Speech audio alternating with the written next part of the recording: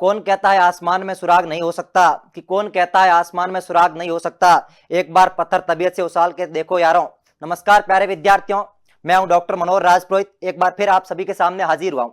आज के वीडियो के माध्यम से बात करूंगा वो विद्यार्थी जो अपनी मेहनत से एम्स तक का सफर तय किया है। हमारे साथ हैं खुशी चौहान। खुशी चौहान, आपका हार्दिक स्वागत है। Thank you sir. कैसे हो गुड़िया? बढ़िया सर, आप बताएं।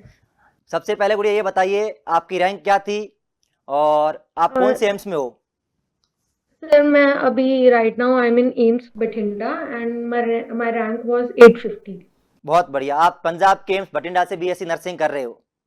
हाँ जी। बिल्कुल बिल्कुल। गुड़िया, दूसरा प्रश्न ये है कि आपने जब बायोलॉजी ली थी 11th-12th के अंदर, तो आपका टारगेट उसी टाइम एम्स में जाने का था या फिर नीट में जाने का था? उस समय सर एक्चुअली मैंने बायोलॉजी ली थी बिकॉज मेरा इंटरेस्ट था उस सब्जेक्ट में। उस टाइम तक मैंने एक्सप्लोर नहीं किया था इतना कि मुझे अभी आगे क्या करना है। बिकॉज ऑफ इंटरेस्ट मैंने बायोलॉजी में लिया था अच्छा अच्छा। उस तो ये समय तो ये साइंस स्ट्रीम में। अच्छा, मुझे याद है आपका 1 साल ड्रॉप था शायद, या?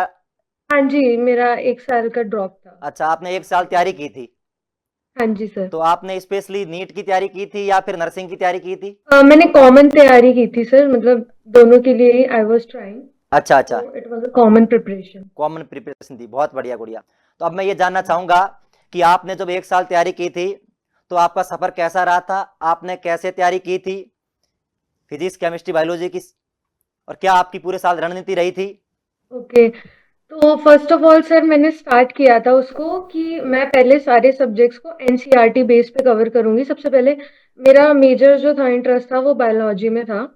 तो मैंने सोचा था कि पहले मैं बायोलॉजी के लिए कंप्लीटली एनसीईआरटी बेस मैंने टच किया था, सारा जी जी। एनसीईआरटी अच्छे से कवर की थी। हम्म। एंड केमिस्ट्री फिजिक्स की जहाँ तक बात है, केमिस्ट्री में भी ऑर्गेनिक के लिए इनऑर्गेनिक के लिए मैंने एनसीईआरटी को बहुत अच्छे से रेफर किया था। हम्म। फिजिक्स में मैंने सारे जितने भी फॉर्मूलाज थे उनको कॉन्टिन्यूस रिवाइज किया था। और सबसे मोस्ट इम्पोर्टेंट फैक्टर जो था वो था प्रीवियस ईयर क्वेश्चन पेपर्स। जो प्रीवियस ईयर क्वेश्चंस थे उनकी कॉन्टिन्यूस प्रैक्टिस बहुत रिक्वायर्ड है। हम्म। और वन मोर थिंग जो मैंने की थी कि डेली बेसिस पे पर्टिकुलर क्वेश्चंस के नंबर, मतलब इतने पर्टिकुलर क्वेश्चन मुझे डेली बेसिस पे सॉल्व करने हैं। बिल्कुल बिल्कुल, तो आप लगातार क्वेश्चन प्रैक्टिस कर रहे थे। हाँ जी, वो बहुत इंपॉर्टेंट फैक्टर होता है बिकॉज सर उससे एक तो हमें ये पता चलता है क्वेश्चन अटेम्प्ट कैसे करना है, टाइमिंग हम्म का पता चलता है कि किस तरीके से हमारी टाइमिंग रहेगी क्वेश्चन अटेम्प्ट करने में, हम्म और कितना एक्यूरेसी के साथ हम उसको कर सकते हैं। हम्म। तो आप ये कहना चाह रहे हो कि बायोलॉजी के अंदर तो एनसीईआरटी है मेन, चाहे कोई सा भी हाँ जी, एग्जाम हो। बायोलॉजी में। ठीक है, हाँ जी एम्स सर। का हो चाहे नीट का हो, तो बायोलॉजी के अंदर तो एनसीईआरटी करनी है। बहुत सारे हाँ विद्यार्थियों का जी डाउट वो। होता है कि सर केमिस्ट्री के अंदर सर कैसे करें, ऑर्गेनिक केमिस्ट्री मुश्किल पड़ती है, इनऑर्गेनिक मुश्किल पड़ती है, तो थोड़ा सा और एक्सप्लेन करके बताइए कि आपने कैसे बेहतरीन की थी आपकी ऑर्गेनिक इनऑर्गेनिक। सर उसमें तो सबसे पहले तो आप ही के नोट्स मैंने रेफर किए थे, ऑब्वियसली आपने पढ़ाया था मुझे। Thank you thank you thank तो यू। वो बहुत हेल्पफुल थे बिकॉज आपने पूरा ब्रॉड में हमें एक ऑर्गेनिक की पूरी नोटबुक बनवाई थी, उसमें सारे इंपॉर्टेंट रिएक्शंस उनको पूरा पूरा आपने रिवाइज भी कराया था डेली बेसिस पे हमें। जी जी। तो वो चीज रिवाइज टोटली आपके जो नोट्स थे उससे रिवाइज करा, साथ साथ एनसीईआरटी टच करके चला। आपने खुद ही नोट्स में एनसीईआरटी बेस पे ही हमें कराया था पूरा बिल्कुल सर। बिल्कुल बिल्कुल। तो ऑर्गेनिक इनऑर्गेनिक में तो मेरे को उस चीज से बहुत हेल्प मिली थी, जो आपने नोट्स करवाए थे वो टाइमली रिवाइज करे और एनसीईआरटी को ही रेफर करा था, वो बहुत हेल्पफुल रही थी। बिल्कुल बिल्कुल, ऑर्गेनिक और इनऑर्गेनिक को बार बार रिवाइज करने से ही याद रहती है। और फिजिकल, याद रहती है। जी जी जी जी, उसको बार बार रिवाइज करना था। और फिजिकल केमिस्ट्री के अंदर क्वेश्चंस सर प्रैक्टिस। उसमें लाइक उसमें जो जैसे फॉर्मूलाज वगैरह वो सब जो होते हैं कंसेप्ट। कॉन्टिन्यूस। हाँ जी, वो चीज उसको कॉन्टिन्यूस फॉर्मूलाज को देखते रहना होता है, उस बेसिस पे अपना क्वेश्चन भी अटेम्प्ट करते रहना, उन फॉर्मूलाज को रिवाइज करते करते साथ साथ उन्हीं के लिए जो हमारे पास प्रीवियस क्वेश्चंस है उनसे रिलेटेड उनको सॉल्व करना। तो वो सब रहा था उसमें। आपने सर हमें कुछ असाइनमेंट्स भी दिए थे, मतलब वो बना के डीपी भी खुद दिए से ही थे। सेल्फ मेड, तो वो भी बहुत हेल्पफुल रहा था बिल्कुल हमारे लिए बिल्कुल बिल्कुल केमिस्ट्री में। बिल्कुल बिल्कुल। अब हम बात करें थोड़ी फिजिक्स की डिटेल के अंदर, कि फिजिक्स के अंदर बच्चे अक्सर परेशानी होती है, मेडिकल का विद्यार्थी का इंटरेस्ट बायोलॉजी में होता है तो मेडिकल में आ जाता है, लेकिन फिजिक्स उसके लिए बहुत बड़ी मुश्किल बन जाती है। तो आप क्या एडवाइस करोगे विद्यार्थियों को कि फिजिक्स को कितने कैसे करें? फिजिक्स का सर एक ही चीज है कि अगर जैसे कोई भी आप एक्स वाई जेड कहीं भी रेफर कर रहे हो, कुछ भी कोचिंग है कहीं से भी आप पढ़ रहे हो, हम्म उसके बेसिस पे आपके जो नोट्स हैं, जो फॉर्मूलाज होते हैं, हम्म। उनको आप कॉन्टिन्यूस रिवाइज करते हो। एक जगह आप उन सब फॉर्मूलाज को लिख लो, एक सेपरेट नोटबुक बना के उसमें वो सारे फॉर्मूलाज को आप लिख लो और उनको डेली एक बार गो थ्रू हो जाओ उससे, और उस बेसिस पे आप सॉल्व करते रहो क्वेश्चंस, तो वो बहुत इजी पड़ जाता है। बिल्कुल बिल्कुल, फॉर्मूला पे फोकस करना, क्योंकि विद्यार्थियों को एग्जाम के टाइम पे फॉर्मूले याद नहीं आते। हाँ जी। प्रत्येक फॉर्मूले पे अपने को प्रैक्टिस करनी है कि भी हाँ एक जी। दो वैरायटी, हर बार हर वैरायटी फिजिक्स में बहुत इंपॉर्टेंट होती है। अच्छा, और बायोलॉजी के अंदर आपने एनसीईआरटी के साथ साथ ऑब्जेक्टिव के लिए कौन सी बुक प्रिफर की थी?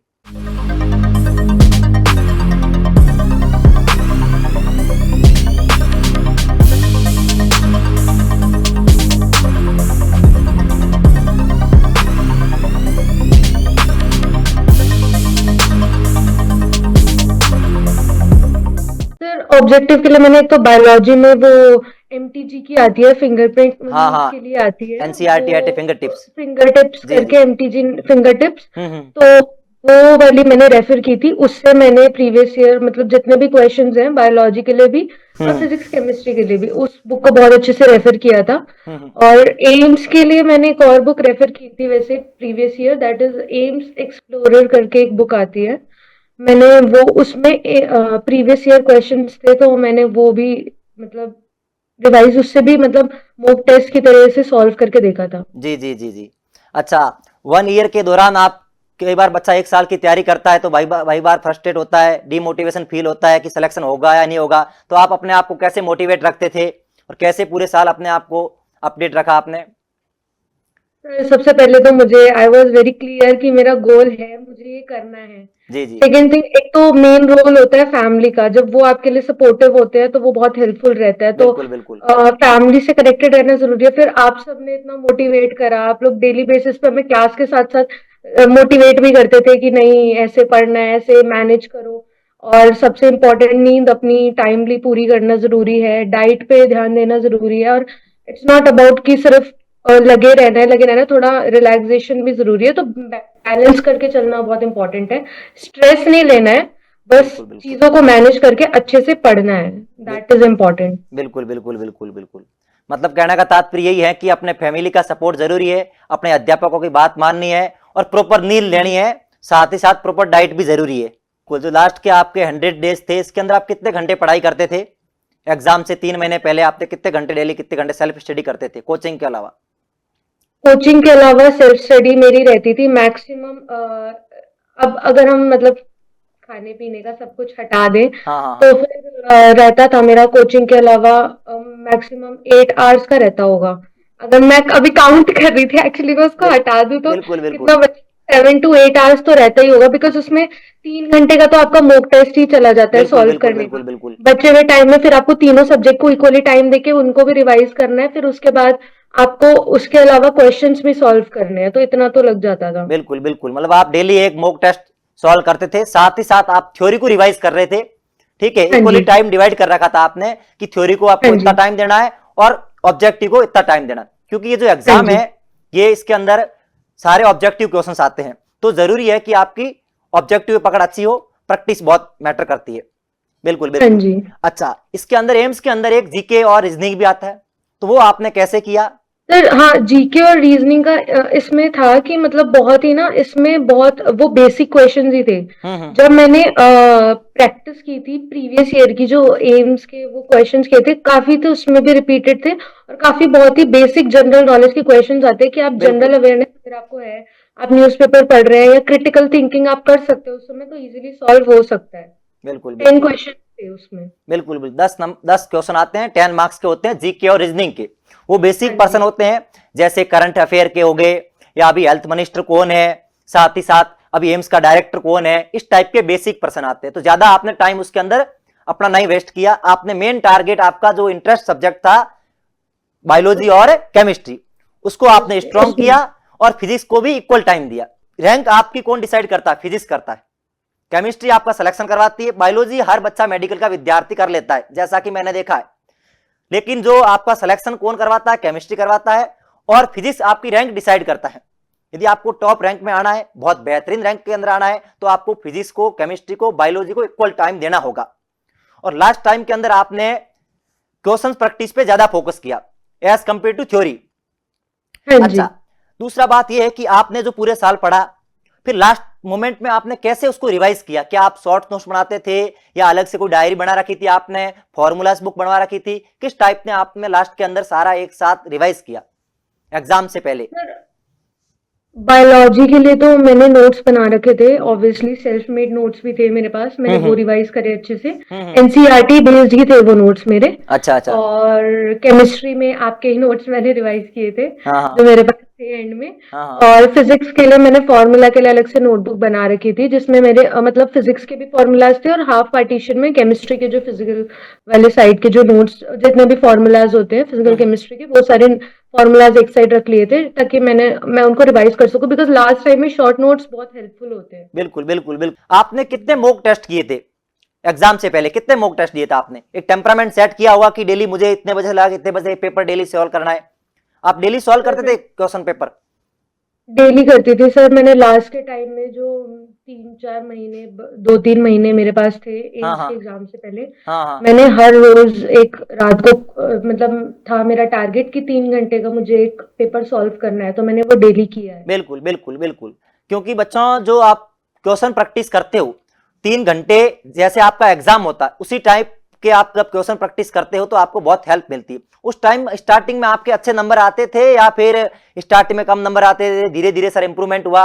कैसा रहा था जब आपने स्टार्टिंग की थी? स्टार्टिंग में थोड़ा होता है, ऑब्वियसली कम नंबर ही आते हैं, बिकॉज हाँ हमें हाँ उतना एक्सपोजर नहीं होता। बिल्कुल हम धीरे धीरे ही करते हैं। तो फिर जहां मैं मॉक टेस्ट देती थी, जहां मुझे लगता था कि इस चीज में मेरी कमी आ रही है या ये टॉपिक मेरा छूटा हुआ है, फिर मैं उसको रिवाइज करती थी। तो ऐसे मतलब मॉक टेस्ट देने के बाद जब अपनी आप कहीं भी एरर आ रहा है या कहीं भी आपका गलत आ रहा है, आप उस चीज को देख के उसके अकॉर्डिंग उस कॉन्सेप्ट को अपना स्ट्रॉन्ग बनाते जाते हो, वो गलती करने की वजह से याद भी रहता है बाद में, और फिर उस वजह से इम्प्रूवमेंट भी होती जाती है। तो धीरे धीरे इम्प्रूवमेंट हुई थी, क्योंकि मैंने मॉक टेस्ट देने के बाद रिवाइज कर करके अपने टॉपिक स्ट्रॉन्ग किए थे जहां पे भी फॉल्ट था। नेक्स्ट क्वेश्चन ये है कि अभी आप एम्स बठिंडा के अंदर हो, तो कैसा लग रहा है? कैंपस कैसा है?